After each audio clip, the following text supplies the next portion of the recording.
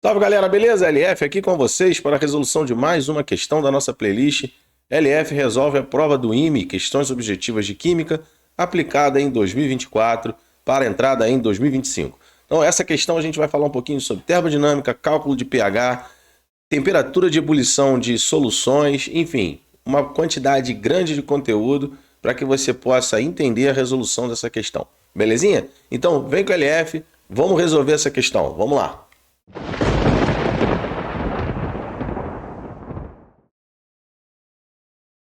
Então, galera, vamos lá, vamos resolver essa questãozinha, a questão 36, da provinha que foi aplicada agora em 2024 para entrada em 2025. Então, vem com o LF aqui para resolvermos essa questão. Vamos lá. Então, essa questão ela tem 4 itens e aí nós vamos resolver cada item para ver qual é a afirmativa verdadeira e a gente marcar o gabarito da questão. Então, vamos lá. Ele diz assim, no item 1, ele diz: a imersão da limalha de ferro em um becker aberto, contendo uma solução de ácido clorídrico, provoca a liberação de bolhas de gás. Nesse processo não há realização e nem recebimento de trabalho. Vamos analisar isso. Eu vou ler todas aqui para depois a gente analisar cada uma. Uma solução de ácido iodídrico de concentração 1 vezes 10 a menos 8 tem pH igual a 8. Então, ácido iodídrico com pH 8, uma solução 1 vezes 10 a menos 8. Vamos analisar. Se 2 béqueres, um contendo água pura e o outro contendo uma solução insaturada de sacarose, forem submetidos ao aquecimento, a solução de sacarose ebulirá a uma temperatura constante e superior à temperatura de ebulição da água pura. Para a reação de combustão completa do gás metano, gerando apenas produtos gasosos, as variações de entalpia e de energia interna têm o mesmo valor. Bom, vamos analisar cada item agora. Vamos lá. Bom, primeiro item é a imersão de limalha de ferro em um becker contendo ácido clorídrico. Vamos lá. Vamos colocar a equação que representa essa reação. Então, nós temos ferro sólido mais HCl aquoso produzindo o quê? Há uma reação de deslocamento. Então, o ferro vai entrar no lugar do hidrogênio, que vai formar a substância pura, que é o H2.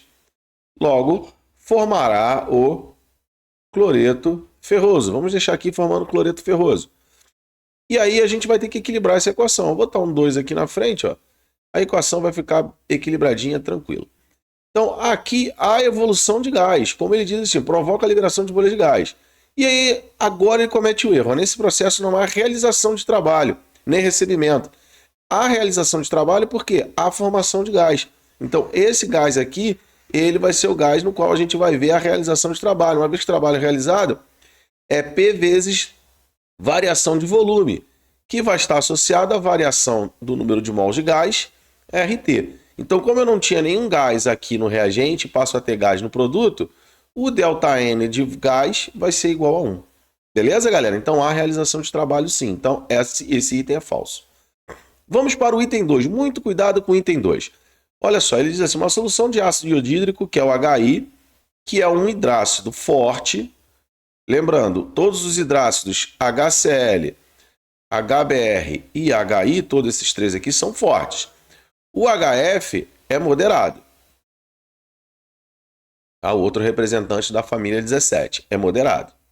Bom, o HI, sofrendo a ionização, HI aquoso, vamos colocar aqui a ionização dele, vai formar H+, mais e menos. Beleza? Então, aqui a gente tem a reação de ionização do ácido iodídrico. Vou fazer um izinho melhor aqui. Ó, beleza. Então, por ele ser forte, o que isso evidencia? Se eu colocar 1 mol por litro disso aqui, a gente vai formar 1 mol por litro de H+, e 1 mol por litro do iodeto. Beleza? Então, eu coloquei o quê? 1 vezes 10 a menos 8. Então, 1 vezes 10 a menos 8... vai formar 1 vezes 10 a menos 8 de H+. Beleza? Bom, como é que a gente calcula pH? P é menos log de alguma coisa. Então, pH é menos log de H+. E aí é o cuidado que você tem que ter. Se você pega e faz menos log desse H+ aqui, você vai achar um pH igual a 8. pH 8 é relativo a meio básico, porque está acima de 7. Como é que um ácido vai deixar o meio básico? Então há uma inconsistência aí, uma incoerência. O que acontece? Quando a gente calcula pH de ácidos fortes, como HI, HCl, HF ou outros, a gente tem uma concentração um pouco mais elevada desses ácidos. E a gente acaba desconsiderando o H+, que vem de uma outra espécie que está no meio, que é a água. A gente negligencia esse H+, porque ele é muito pequeno em relação ao todo, em relação ao que vem do ácido. Desta vez, não. A concentração de H+ proveniente da água não pode ser negligenciada. Então a gente tem que levar isso em consideração. Existem duas formas de levarmos em consideração o H+ da água. Eu vou apagar isso aqui para a gente aqui fazer o que a gente precisa. Eu vou apagar também essa parte, né, da ionização do ácido, que eu vou precisar desse espaço. Ó, vamos lá. Então o que a gente pode fazer? A gente vai ter que fazer um balanço de carga. Eu vou explicar agora aqui a forma que você resolveria caso você tivesse uma prova discursiva. Você tem que fazer o que a gente chama de balanço de carga. A concentração de cargas positivas na solução tem que ser igual à concentração de cargas negativas. Então, o que a gente tem na solução? O OH- da água mais o iodeto que vem do ácido iodídrico. A concentração de OH- da água, a gente vai tirar pelo equilíbrio H+ vezes OH-, que é igual a KW. Então, H+ vezes OH- é igual a 10 a menos 14, que é o KW, que é a constante de ionização da água. Logo, o OH- vai ser KW sobre H+. Então, a concentração de H+ no meio vai ser igual a KW sobre H+, mais a concentração de iodeto, que vem do ácido iodídrico. Como ele é um ácido 100% ionizável, porque a gente considera ele um ácido forte, a concentração de iodeto vai ser 10 a menos 8. Beleza? O que a gente vai fazer agora? Eu vou multiplicar H+ para cá e H+ para cá. Então, eu vou ficar com um termo quadrático, um termo elevado à potência 1 e um termo independente. Logo, nós teremos uma equação do segundo grau. E essa equação vai ser H+ ao quadrado. Eu já vou colocar o 10 a menos 8 para lá. Vai ser igual a menos 10 a menos 8 vezes H+, menos 10 a menos 14. Isso tudo vou igualar a zero. Beleza? Então eu vou ter que resolver uma equação de segundo grau. Resolvendo essa equação de segundo grau, a gente vai encontrar um H+ aproximadamente 1,05 vezes 10 a menos 7 mol por litro. E aplicando o menos log disso aqui, eu vou ficar com 7 menos log de 1,05. Isso aqui vai dar aproximadamente 6,98, que é coerente, um pouco abaixo de 7, um pouquinho abaixo do pH da água. E tem que ser isso, não dá para ser diferente. Não posso, eu não precisava fazer esse cálculo aqui porque trata-se de uma questão objetiva. Você logo mataria, pH 8, não pode, está errado. Não precisaria calcular, eu só estou mostrando aqui uma forma didática para mostrar para você que a equação está falsa, né? Que essa afirmativa é falsa. Agora, o que a gente pode fazer também para evitar aqui a equação de segundo grau? Já que trata-se de uma questão objetiva, eu poderia fazer uma aproximação aqui dizendo o seguinte, ó. Olha a aproximação que eu poderia fazer. O certo é fazer desse jeito, tá? Essa é a maneira correta para uma prova discursiva. Mas o que a gente poderia aqui, só para facilitar a nossa vida? O H+ total vai ser o H+ do ácido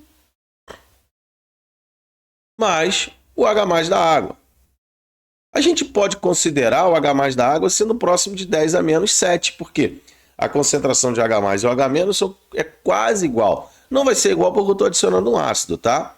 Então eu vou fazer o seguinte, eu vou aproximar isso aqui, eu botar com a concentração de H+ total, vai ser 10 a menos 8, que é o que vem do ácido, mais 10 a menos 7. Isso aqui vai dar aproximadamente 1,1 vezes 10 a menos 7. Só para mostrar para você que o pH não vai dar 8.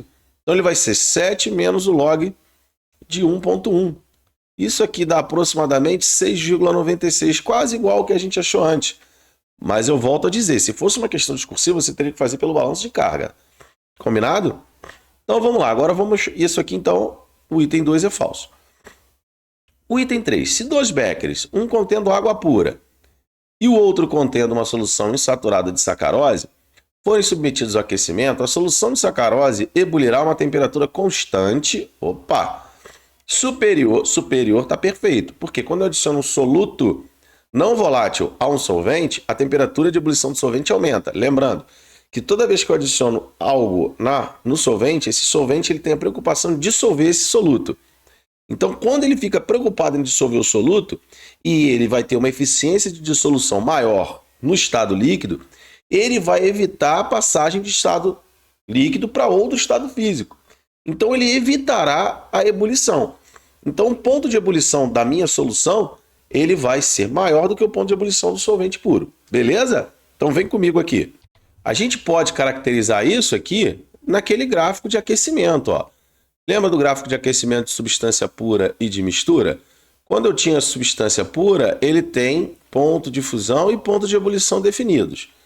Quando a gente passa a ter uma mistura, não há mais ponto de fusão e ponto de ebulição definido. Então, há uma variação nesses pontos aqui.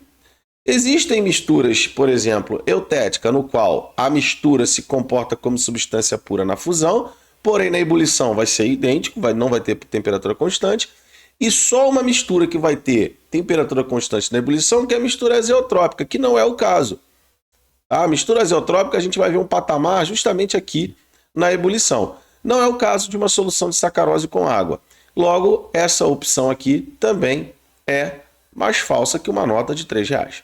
Agora nos resta a opção 4. Tá? Quando a gente olha aqui, só existe uma opção contendo a 4 como a única verdadeira. A gente já poderia marcar aqui letra D de jeans, mas vamos ver por que a opção 4 ela é verdadeira. Então ele diz assim, ó, para a reação de combustão completa do gás metano, gerando apenas produtos gasosos, as variações de entalpia. O que é entalpia? É calor. Tá? Entalpia é calor quando eu faço quando eu realizo uma reação a pressão constante.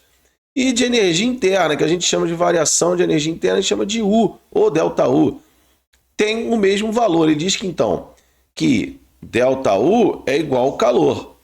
E o calor é ΔH, né? Então, ele diz que ΔU é igual ao ΔH. Vamos ver por quê. É verdadeira, a gente sabe que é verdadeira porque as outras eram falsas. Mas vamos ver aqui. Bom, primeiro, vamos montar a equação da combustão do metano. Então, metano, CH4 gasoso, mais oxigênio, formando combustão completa, forma sempre CO2 e água. Bom, quando eu tenho aqui um carbono, como eu tenho aqui um carbono, aqui vai gerar 1 mol de CO2. Então aqui eu tenho 1 mol de metano. Como eu tenho 4 hidrogênios, a quantidade de água sempre é a metade do número de hidrogênios numa reação de combustão, tá? Então aqui eu vou gerar 2 mols de água. E a quantidade de oxigênios eu vou ver agora, ó, 2 com 2, 4, então tem um 2 aqui. Logo, o número de mols de gás no reagente vai ser igual a 3. E o número de mols de gás no produto também é igual a 3. Isso aqui é importante para quê? Vamos entender aqui. Lembrando, a variação de energia interna é igual ao calor menos o trabalho realizado, no caso aqui, pelo gás. Então, eu tenho essa expressão. Lembrando que trabalho é P ΔV. O que é pressão? P é pressão, ΔV é a variação do volume. Logo, isso aqui também é calculado pela variação do número de mols de gás, RT. Como a variação do número de mols de gás aqui é zero, ou seja, o final é igual ao inicial, não existe o quê? O trabalho realizado. Logo, o ΔU é igual ao calor e o calor é ΔH para a reação. Então, ΔU é igual a ΔH. Então, isso aqui a gente está colocando, obviamente, que a pressão constante, né, realizado, e aí a gente tem justamente o que ele afirmou como verdadeiro. Belezinha, galera? Então, essa questãozinha aí que nós vimos se as afirmativas eram verdadeiras, enfim, é uma questão que teve vários conteúdos, né? Reação química, termodinâmica, cálculo de pH, gráfico de mistura, gráfico de substância pura. Então, uma questão bem ampla, com vários conteúdos importantes aí para que você aumente o seu conhecimento, né? E suas fontes de consulta. Belezinha, galera? Então vamos para a próxima questão. Vem com o LF, bora resolver.